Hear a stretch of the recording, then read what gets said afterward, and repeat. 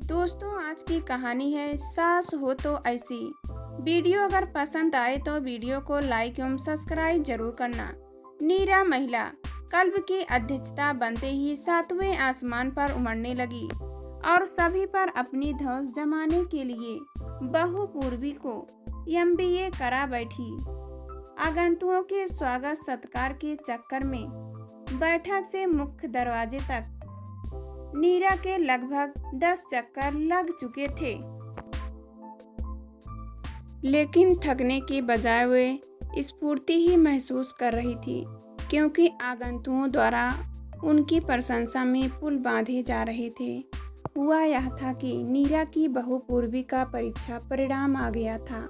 उसने एमबीए की परीक्षा उत्तीर्ण कर ली थी, लेकिन तारीफों के पुल बंधे जा रहे थे। नीरा के पूर्वी तो बेचारी रसोई और बैठक के बीच ही चक्कर घिन्नी बनी हुई थी। बीच बीच में कोई बधाई का जुमला उस तक पहुंचता तो वह मुस्कुराहट सहित धन्यवाद कह देती। आगंतुकों में ज़्यादातर उसकी महिला क्लब की सदस्याएं ही थी, तो कुछ थे उसके परिवार के लोग और रिश्तेदार। नीरा को याद आ रहा था इस खूबसूरत पल से जुड़ा अपना सफ़र। जब महिला क्लब अध्यक्षा के चुनाव में प्रत्याशित रूप से उनका नाम घोषित हुआ था तो वे चौंक उठी थी, और जब धन्यवाद देने के लिए उन्हें माइक थमा दिया गया था तो साथी महिलाओं का आभार प्रकट करती वे अनायास ही भावुक हो उठी थी। आप लोगों ने मुझ पर जो विश्वास जताया है उसके लिए मैं आप सभी की आभारी हूँ। मैं प्रयास करूंगी कि अपनी जिम्मेदारियों को बाखूबी निभाते हुए आप लोगों की अपेक्षाओं पर खरी उतरी। लेकिन इस तरह का वादा कर लेने के बाद भी नीरा का पेट नहीं भरा था। वो चाहती थी कुछ ऐसा कर दिखाएं कि सभी सहेलियां वाह वाह कर उठे और उन्हें अपने चयन पर गर्व हो कि अध्यक्षता जैसे महत्वपूर्ण पद के लिए उन्होंने सर्वथा उपयुक्त पात्र चुना है। बहुत सोच विचार के बाद नीरा को आखिर यह युक्त सूझ ही गई। बहू पूर्वी को एमबीए में प्रवेश दिलवाना उन्हें अपनी प्रगतिशील सोच के प्रचार का सर्वाधिक सुलभ हथियार लगा। शादी के 4 साल बाद और एक बच्चे की मां बन जाने के बाद फिर से पढ़ाई में जुट जाने का सास का प्रस्ताव पूर्वी को बड़ा अजीब लगा। वह तो नौकरी भी नहीं कर रही थी। उसने दबे शब्दों में प्रतिरोध करना चाहा तो नीरा ने मीठी डांट पिलाते हुए उसका मुंह बंद कर दिया। अरे देर कैसी, जब जागो तभी सवेरा। अभी तुम्हारी उम्र ही क्या हुई है। मेरे दिमाग में तो तुम्हें आगे पढ़ाने की बात शुरू से ही थी। शुरू में 1-2 साल तो मैंने सोचा मौज मस्ती कर लेने दो, फिर देखा जाएगा। पर तब तक गोलू आ गया और तुम उसमें व्यस्त हो गई। अब वह भी 2.5 साल का हो गया है। थोड़े दिनों में नर्सरी में जाने लगेगा। घर तो मैं संभाल लूँगी और ज़्यादा ज़रूरत हुई तो खाना बनाने वाली रख लेंगे। लेकिन एमबीए करके मैं करूँगी क्या नौकरी? मैंने तो कभी ही नहीं कही। पूर्वी कुछ समझ नहीं पा रही थी कि सास के मन में क्या है। पढ़ाई सिर्फ नौकरी के लिए ही नहीं की जाती। वह करो ना करो तुम्हारी मर्जी, पर इससे ज्ञान तो बढ़ेगा है और हाथ में डिग्री आती है जो कभी भी काम आ सकती है। समझ रही हो ना? जी, मैंने 2-3 कॉलेजों से ब्रोशर मंगवाए हैं। उन्हें पढ़कर तय करते हैं कि तुम्हें किस कॉलेज में प्रवेश लेना है। मुझे अब फिर से कॉलेज जाना होगा। घर बैठे पत्राचार से ही नहीं उससे किसी को कैसे पता चलेगा कि तुम आगे पढ़ रही हो? पता चलेगा, किसे पता करवाना है? सासू माँ के इरादों से सर्वथा अनजान पूर्वी कुछ भी समझ नहीं पा रही थी। मेरा मतलब था कि पत्राचार से इसलिए नहीं क्योंकि उसकी प्रतिष्ठा और मान्यता पर मुझे थोड़ा संदेह है। नियमित कॉलेज विद्यार्थी की तरह पढ़ाई करके डिग्री लेना ही उपयुक्त होगा। पूर्वी के चेहरे पर अभी भी हिचकिचाहट देखकर नीरा ने तुरंत बात समेटना ही उचित समझा। कहीं तर्क वितर्क का यह सिलसिला लंबा खिंचकर उसके मासूबों पर पानी न फेर दे। एक बार कॉलेज जाना आरंभ करोगी तो खुद ब खुद सारी रुकावटें दूर होती चली जाएंगी और तुम्हें अच्छा लगने लगेगा। वाकई फिर ऐसा हुआ भी। पूर्वी ने कॉलेज जाना फिर से आरंभ किया और आज उसे डिग्री मिल गई थी। उसी की बधाई देने नाते रिश्तेदारों, पड़ोसियों, पूर्वी की सहेली और नीरा के महिला क्लब की सदस्यों का तांता सा बंध गया था। पूर्वी से ज़्यादा नीरा की तारीफों के सुर सुनाई पड़ रहे थे। भाई, सास हो तो नीरा जैसी, उन्होंने तो एक मिसाल कायम कर दी है।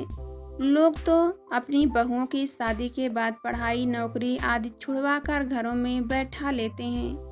सास उन पर गृहस्थी का बोझ लाद कर तानाशाही हुक्म चलाती है। और नीरा को देखो, गृहस्थी, बच्चे, सबकी जिम्मेदारी अपने कंधों पर लेकर बहू को आज़ाद कर दिया। ऐसा करके उन्होंने एक आदर्श सास की भूमिका अदा की है।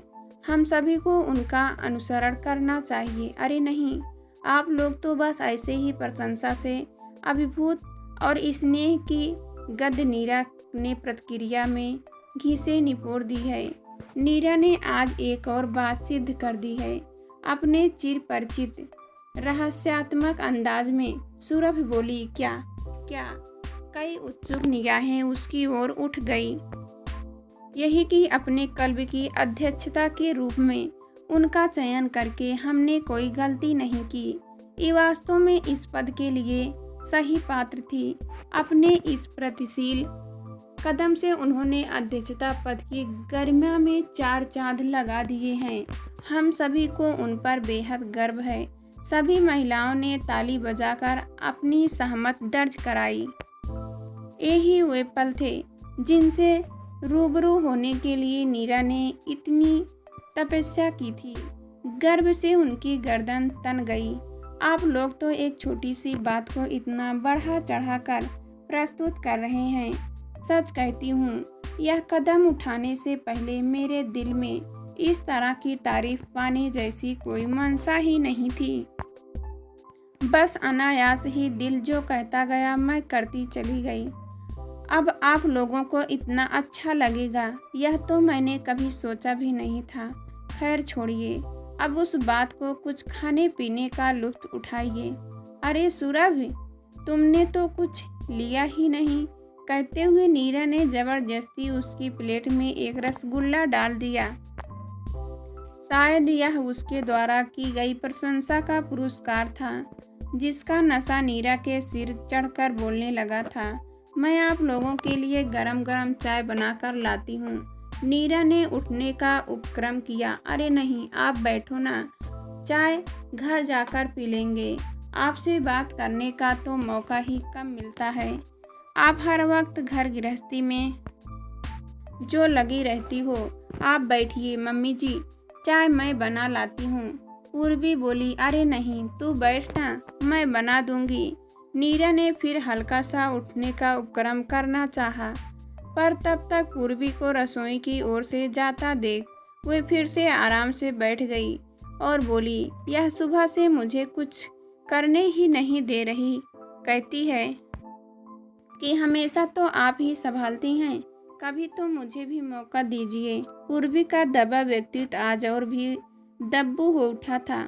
सासू माँ के नाम से आगे जुड़ती प्रतिगतशील, ममतामयी, उदार मना जैसी एक के बाद एक पदवियां उसे हीन बनाए जा रही थी। उसे लग रहा था उसे तो एक ही डिग्री मिली है। उस पर की एक डिग्री की वजह से सासू माँ को न जाने कितनी डिग्रियां मिल गई हैं। कहीं सच में उसे कॉलेज भेजने के पीछे सासू माँ का कोई सुनियोजित मातव्य तो नहीं था। नहीं नहीं, उसे ऐसा नहीं सोचना चाहिए। पूर्वी बेटी, मैं कुछ मदद करूं? बैठक से आवाज आई तो पूर्वी ने दिमाग को झटका देकर तेजी से ट्रे में कप जमाने आरंभ कर दिए। नहीं मम्मी जी, चाय बन गई है, मैं ला रही हूँ।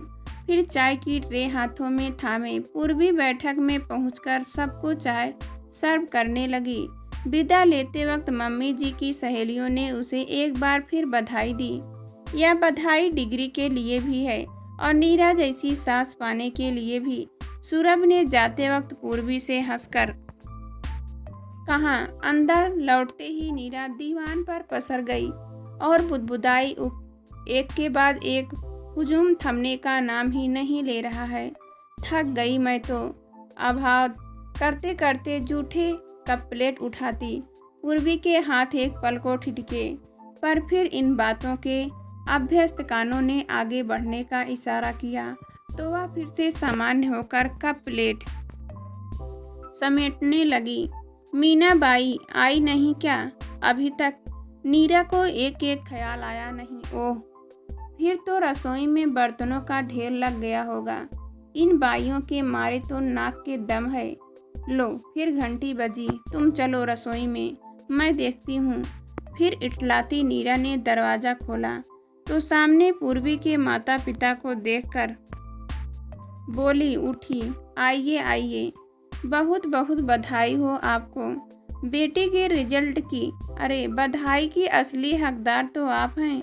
आप उसे सहयोग नहीं करती तो उसके बूते का थोड़े ही था यह सब। अरे, आप तो मुझे शर्मिंदा कर रहे हैं। मैंने तो बस इतना फर्ज निभाया है। आइए बैठिए, मैं पूर्वी को भेजती हूँ। फिर पूर्वी को आवाज़ दी, पूर्वी बेटा, तुम्हारे मम्मी पापा आए हैं। अब तुम इनके पास बैठो, इन्हें मिठाई खिलाओ, बातें करो। अंदर रसोई आदि की चिंता मुझ पर छोड़ दो, मैं संभाल लूँगी। नीरा ने दिखाने को यह कह तो दिया था, पर अंदर रसोई में आकर जो बर्तनों का पहाड़ देखा तो सिर पकड़ लिया। मन ही मन बाई को 100 गालियाँ देते हुए उन्होंने बैठक में नाश्ता भिजवाया ही था कि देवदूत की तरह पिछले दरवाजे से मीना बाई प्रकट हुई। कहाँ अटक गई थी बाई जी आप? घर में मेहमानों का मेला सा उमड़ आया है और आपका कहीं अता पता ही नहीं है। अब पहले अपने लिए चाय चढ़ा दो। हाँ, साथ में मेहमानों के लिए भी 2 कप बना देना। मैं तो अब थक गई हूँ। वैसे आप रुक कहाँ गई थी? कहीं नहीं, बहू को साथ लेकर वर्मा जी के यहाँ गई थी, इसलिए देर हो गई। अच्छा, काम में मदद के लिए नीरा को याद आया कि अभी कुछ समय पूर्व ही मीना बाई के बेटे की शादी हुई थी। पर 12वीं पास लड़की तुम्हारे बेटे से शादी करने को राजी कैसे हो गई? बात अभी भी नीरा को हजम नहीं हो रही थी। 4 पैसे कमाने वाली बाई उसे कड़ी चुनौती देती प्रतीत हो रही थी। उसके आने से पहले भी तो मैं सब कुछ अकेले ही कर रही थी, आगे भी करती रहूंगी। मुझे कोई परेशानी नहीं है, बल्कि जीने का एक उद्देश्य मिल जाने से हाथों में गति आ गई है। लो देखो। बातों बातों में चाय तैयार भी हो गई। अभी जाकर दे आती हूँ। मैंने कड़क चाय बनाई है, आधा कप आप भी ले लो, आपकी थकान उतर जाएगी। कहते हुए मीनाबाई ट्रे उठाकर चल दी। नीरा को अपना नशा उतरता सा प्रतीत हो रहा।